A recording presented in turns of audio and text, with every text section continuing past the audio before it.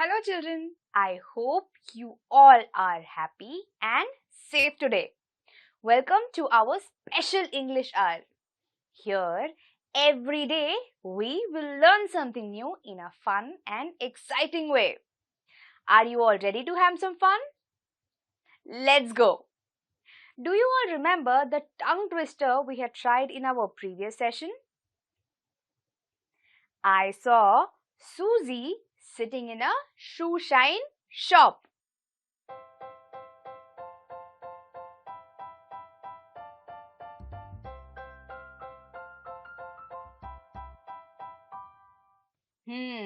Now let us try to say this and I want all of you to try this with me.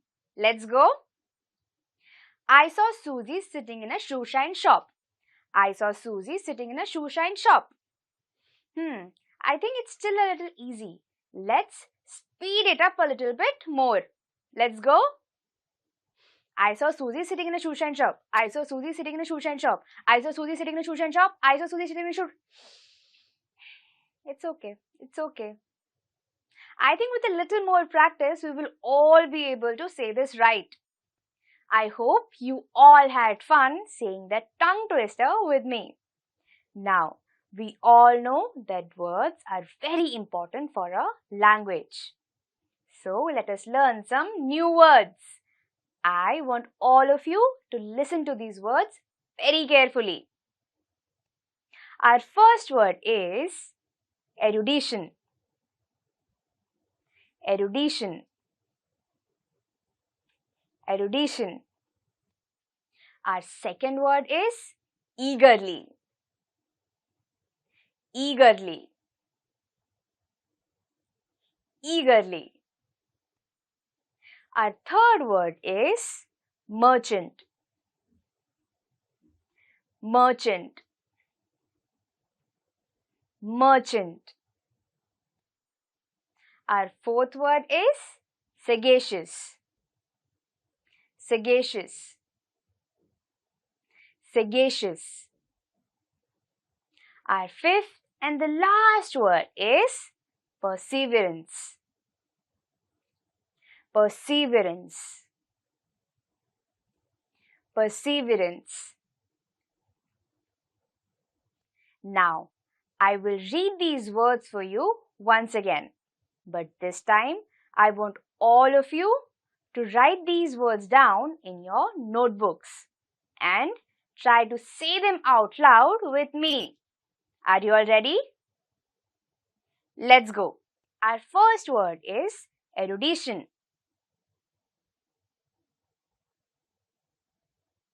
Our second word is eagerly. Our third word is merchant.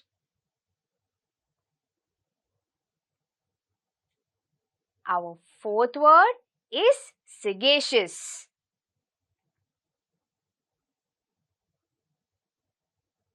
And the last word is perseverance. Children, life is about taking the cards that you are dealt with, turning it around and walking out a winner. Sounds a little difficult to understand, right? Now, let me give you an example. On your screen, you will see a picture. Please look at the picture very carefully and try to guess the name of this magnificent personality.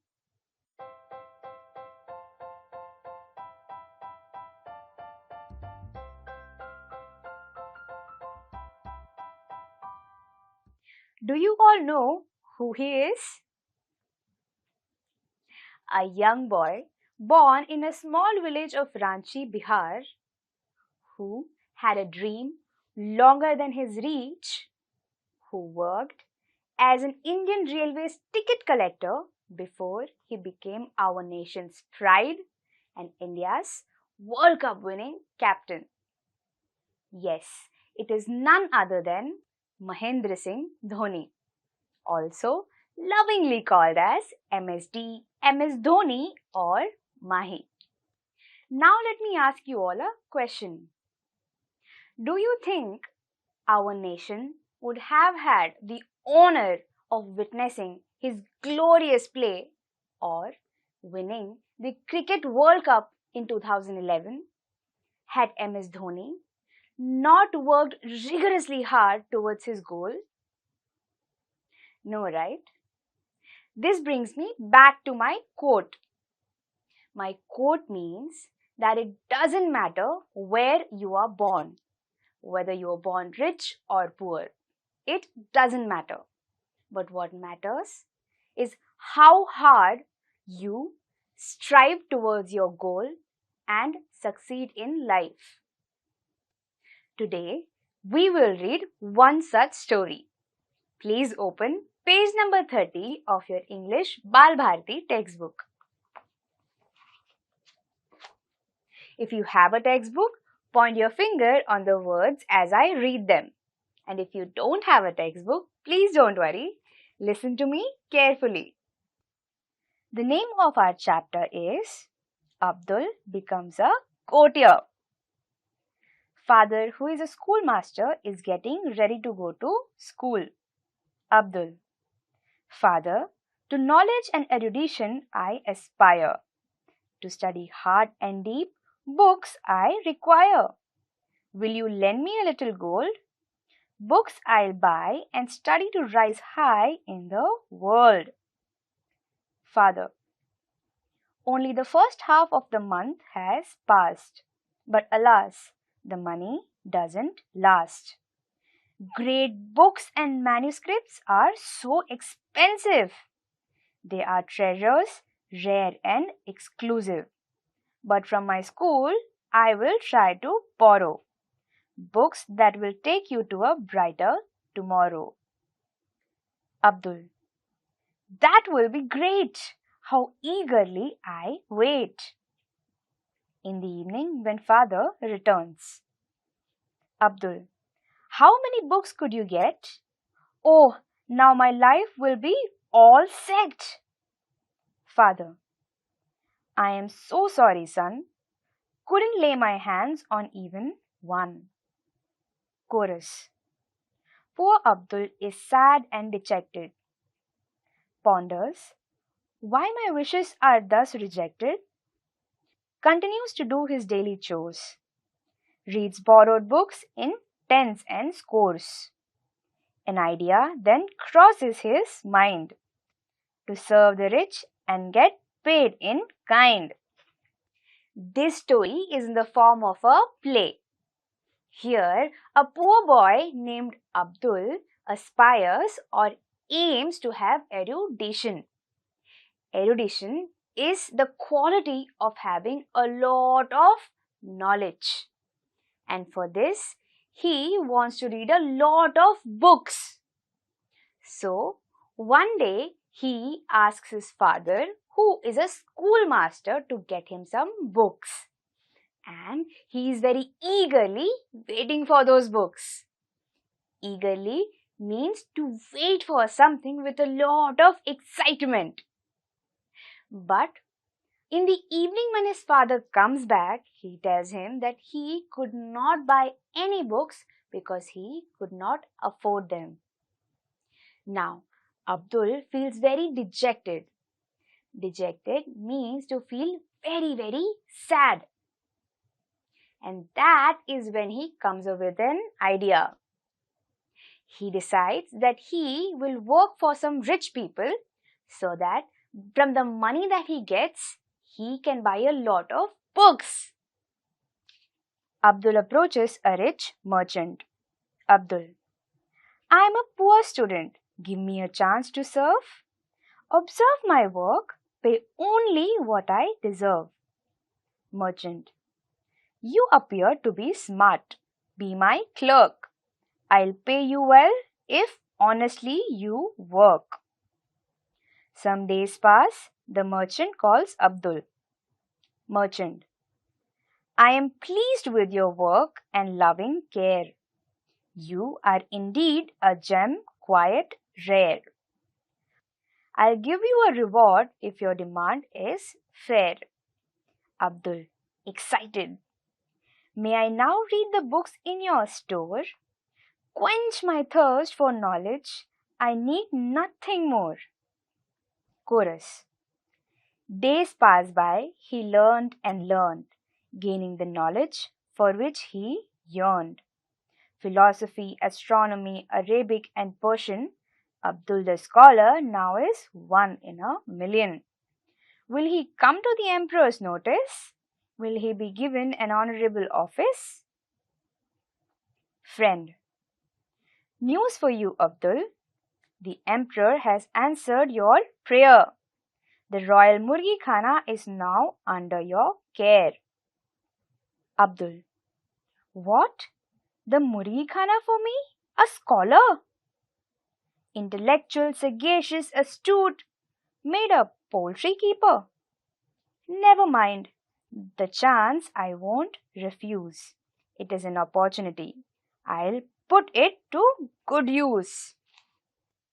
Now, Abdul goes to a merchant and requests him to give him some work.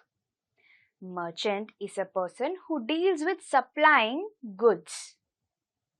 And Abdul also tells the merchant that he can take time, look at the way Abdul is working, and then decide him what to pay. After working for a few days, the merchant realizes that Abdul is indeed a very smart and hardworking person. He also realizes that Abdul is a very special person. He goes up to Abdul and asks him what he wants in return of all the hard work. Can you guess what Abdul asked for? Abdul requested the merchant to give him permission to sit in his library and read his books.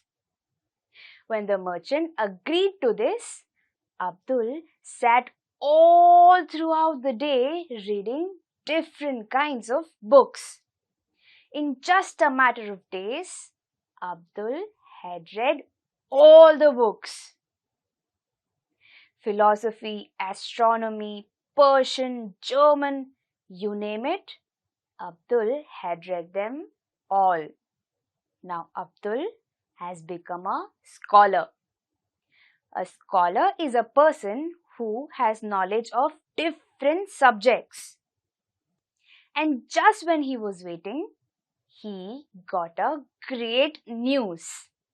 The emperor of the kingdom had noticed Abdul, and he had made Abdul in charge of the Murgi Khana.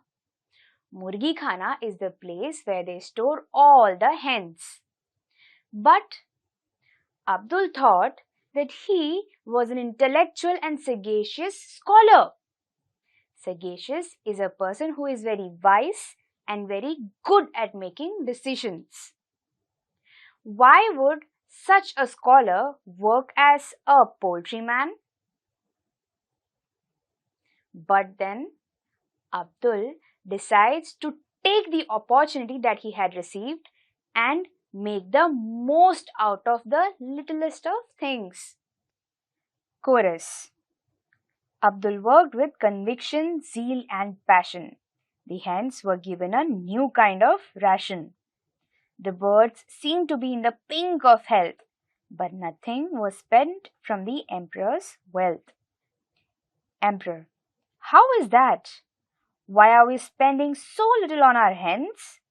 Have most of them died in the pens? Minister. No, Your Majesty, they are alive and well. The secret of their health only Abdul can tell. Abdul enters and bows before the emperor. Emperor. How come you spend so little on our hens? How do you nourish them at no expense? Abdul. Jahapana, your humble servants feed them well. Food from the royal kitchen, if I may tell. But only scraps and shells and kitchen waste. That's enough for the hens. They relish the taste. It's good for their health. See how they thrive. Waste not, want not, that's my drive. Emperor. Interesting, young man. You seem to have brains. We put you in charge of the library for all your pains. Chorus. Oh no, not again. Only a keeper of books. And he wished to be a courtier. How sad he looks. Abdul. Never mind. I love books. I'll get down to work. I'll handle this well. My duties I won't shirk. In just a few days, the hens were doing exceptionally well, and no money was being spent from the emperor's wealth. Hearing this, the emperor was shocked. He thought that maybe all the hens had died. But that's when the minister tells him that Abdul has been taking care of the hens so well that they all are at their best health. Now the emperor wants to know how is this even possible. So he calls for Abdul. That's when Abdul tells him that all the leftover food from the kitchen that they were throwing out is now being fed to the hens. And that food is enough nutrition for their well-being. He tells them that he believes in not wasting any food. So now no food is being wasted and even the emperor's money is being saved. The emperor is very happy with Abdul and he decides to make him the manager of the library. Now again, Abdul wonders, why will a scholar like Abdul work in a library?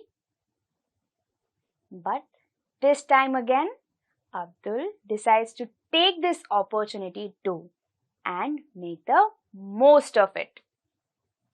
After 1 year, the emperor is looking at the books in the library. Emperor. What? All these books have such expensive jackets. Surely they've cost a fortune. Silks, brocades and velvets? Abdul. No, your majesty, the expenses were none. Emperor. I can't believe it. Then how was it done? Abdul. Your majesty, I observed that the formal requests were sent to you in bags made of the fabrics best. When the papers were read, the bags were discarded. Why waste the silk, velvet, brocade? I demanded.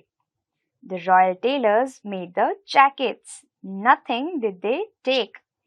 Each book was dressed for your majesty's sake. Emperor. You've great merit. I realized much earlier. I'm happy to announce, now you are my courtier. Chorus. Wits, brains and perseverance helped Abdul achieve his aim. Patience, determination won him great name and fame. Now, after an entire year, the emperor visits the library. When he reaches the library, he sees that all the books have been covered in expensive cloth.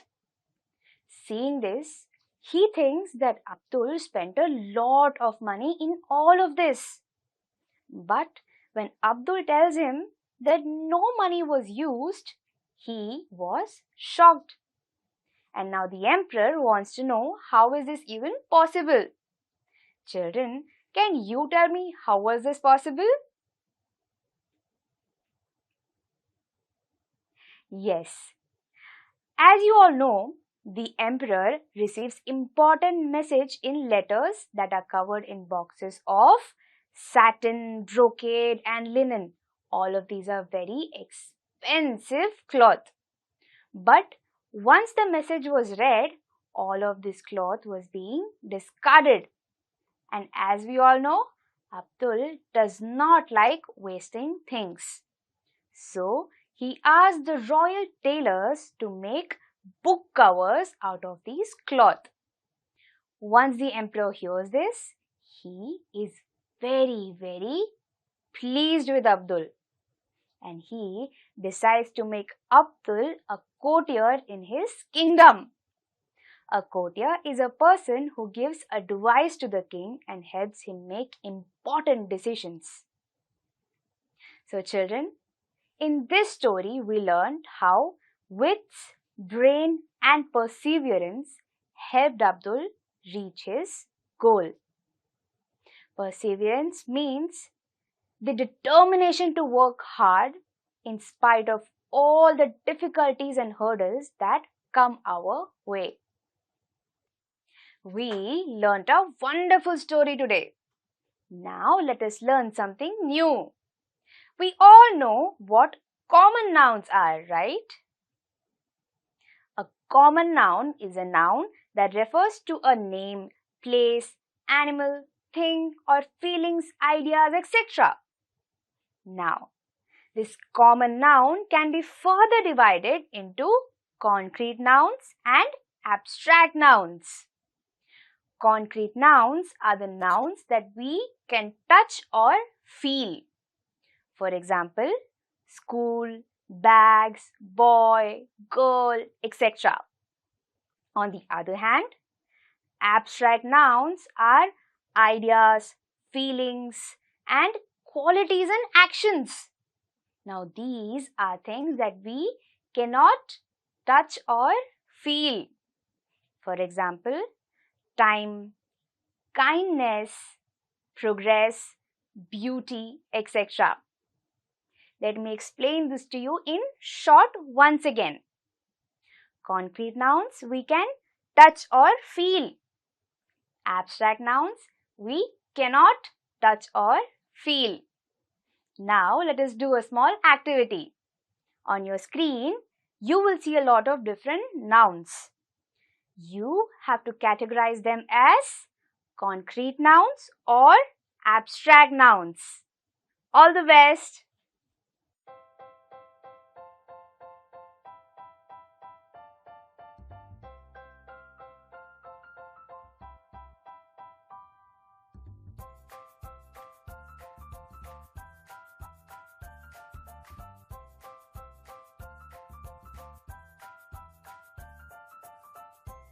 Now let us look at the answers. The first word is beauty. Do you think we can touch or feel beauty? No. So the answer is beauty is an abstract noun. The second word is intelligence. Intelligence, just like beauty, cannot be touched or felt. So the answer is intelligence is an abstract noun. The third noun is school. Do you think we can touch or feel school? Yes, right? So school is a concrete noun. The next word is merchant. Yes, merchant like school is also a concrete noun.